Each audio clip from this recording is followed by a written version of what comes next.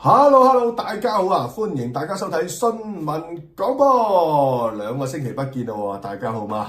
實情咧就啱啱都完成晒所有嘅世界盃外圍賽嘅賽事啦。結果最後6席嘅決賽周嘅席位啊，亦都已經名花有主嘅啦。歐洲組嗰邊啊，包括咗有土耳其啦、瑞典啦、捷克啦、波斯尼亞啦，另外就跨洲組別亦都有剛果民主共和國同埋就係伊拉克都能夠咧就順利踏上呢個世界盃嘅尾班車嘅。再一次講翻聲咧就恭喜晒先啦。當然啦，最多球迷失望嘅球隊一定會數到意大利啦。12碼就射輸咗俾呢個咧就波斯尼亞嘅嗰場波，其實意大利都可以啊，本身個頭開得好靚啊嚇，早階段就先領先啊。但係偏偏領先之後就好快已經咧就明顯去刻意拖慢節奏啦，咁有少少就唔係話真係太過積極啦，唔好正面嘅態度啦。咁仲有呢個巴斯東尼亞犯規嚟嘅紅牌啦，搞到大部分時間都要10人應接。咁去到下半場亦都咧就堅恩嘅單刀亦都未能夠成功把握得到啦。結果咧就球隊宣布連續3屆都未能夠晉身去世界盃嘅決賽周嘅啦。莫講話一眾嘅意大利粉絲啊，非常之失望啦！就算我唔係意大利粉絲，我都失望嘅，因為本身我都想見到意大利入到呢個決賽周噶嘛。話晒今年咧都係美國啦，屬於其中一個主辦國啦，亦都令人勾起翻1994年嘅美國世界盃，因為呢個係我哋呢一代嘅球迷方面咧，可以係童年回憶嚟嘅。最記得當年咧94年我就啱啱響香港呢邊就考完會考啦。咁完咗會考就翻暑期工，咁亦都係好開心咁樣，一路翻工一路睇波咁樣啦。去到決賽巴西對意大利咧，本身當年我係捧巴西嘅，我係想巴西贏嘅。但係有趣嘅地方係咩咧？因為當年我同班有位女同學咧，亦都係小弟當年嘅心儀對象啊。重複啦，係當年啫，唔係而家。當年佢就好喜歡巴治奧嘅，所以我哋就其實成班同學仔約埋一齊睇波咧。巴西贏波咪好開心啊嘛，但開心得嚟又唔敢話盡情地興奮嗰隻。事關當年我心儀嘅呢個女同學方面咧，喊到隻豬咁樣，佢好唔開心咁樣。咁所以成件事都幾搞笑啊，都一個咧就幾過癮嘅回憶嚟嘅。點都好啦，都已成過去啦。咁希望意大利嚟緊咧就真係努力作戰啦。4年之後可以晉身去再下一屆嘅世界盃啦嚇。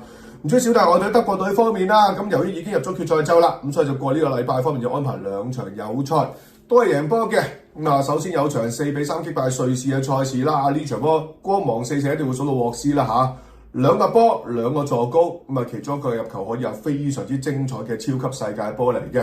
咁呢一場波就對住加納啦，咁呢場波最安慰嘅地方咧就安達夫啦。史特加嘅前鋒安達夫咧就半場入替之後都攻入咗一隻奠定勝局嘅入球。而今個星期嘅德甲直播方面咧，亦都有機會咧就睇到一隻安達夫演出嘅。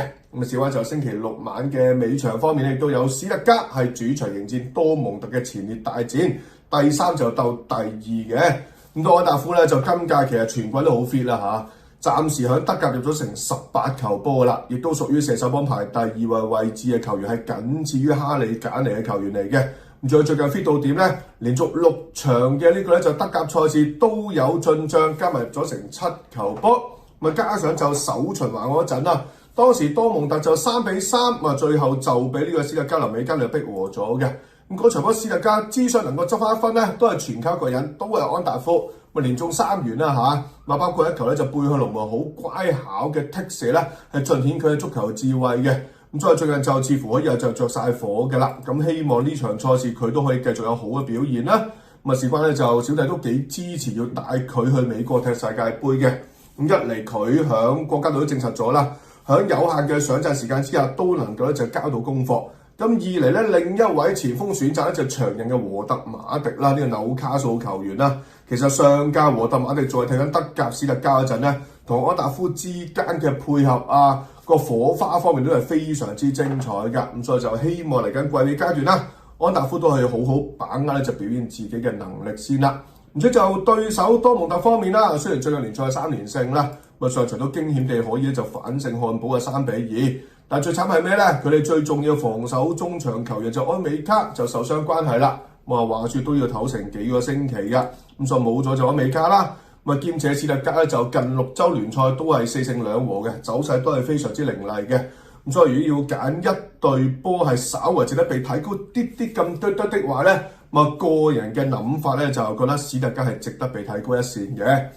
講完德甲之後啦，亦都趁住仲有啲時間咧，就講埋一場就 FA 級嘅賽事啦嚇。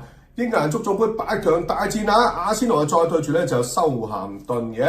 咁究竟修咸頓有冇機會爆冷成功咧？個人就都係唔睇好㗎。雖然佢哋今屆英冠都排緊第6位啦，但係就似乎就算落到英冠都好啦，佢哋嘅主場威力都唔算話特別係強勁嗰隻。今屆主場係10勝6和3負嘅。偏偏喺足總杯嘅場合啦，能否締造到爆冷賽果咧？其實都真係好睇咧，就主隊嘅優勢係點㗎嚇？即係尤其是以弱勝強啦，若嗰度要爆冷咧，係好靠佢哋主場威力嘅。但係修咸頓似乎就今屆主場威力就一般嘅啫。所以就算阿仙奴未必話真係呼添上陣咧，有局嘅輪換都好啦。個人都係比較睇好咧，就係阿仙奴兵工廠可以順利晉級嘅。好啦，今集就講住咁多先，我哋下集再傾過。耶！